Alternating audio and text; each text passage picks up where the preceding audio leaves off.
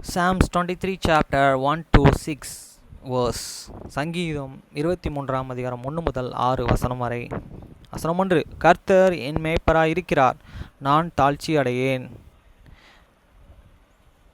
A Psalms of David. The Lord is my shepherd, I shall not want. வசனம் 2. அவர் என்னை புல்லுள்ள இடங்களில் மேய்த்து அமர்ந்த தண்ணீர்களில் அண்டையிலே என்னை கொண்டு போய் விடுகிறார். He make it me to lay down in the green pastures. He leadeth me and bathed the still waters. வசனம் 3. அவர் என் ஆத்துமாவை தேற்றி தம்முடைய நாமத்து நிமித்தம் என்னை நீதியின் பாதையிலே நடத்துகிறார். He restraineth my soul. He leadeth me in the path of the righteousness for the name's sake. வசனம் 4.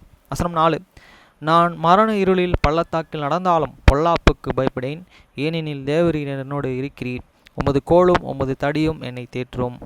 He true God I walk in true God I valley of the shadow of death, I will fear no evil, for thou art with me, they rear and they staff they and comfort me. வசனம் 5. என் சத்துருக்களுக்கு முன்பாக நீர் எனக்கு ஒரு பந்தியை ஆயத்தப்படுத்தி என் தலையை எண்ணெயினாலே அபிஷேகம் பண்ணினீர், என் பாத்திரம் நிரம்பி வழிகிறது. Thou and preparest a table before me in the presence of the many enemies. Thou and anointest my head with oil, my cup runneth over. வசனம் 6. என் ஜீவன் உள்ள நாளெல்லாம் நன்மையும் கிருபையும் என்னை தொடரும், நான் கர்த்தருடைய வீட்டிலே நீடித்த நாட்களாய் நிலைத்திருப்பேன்.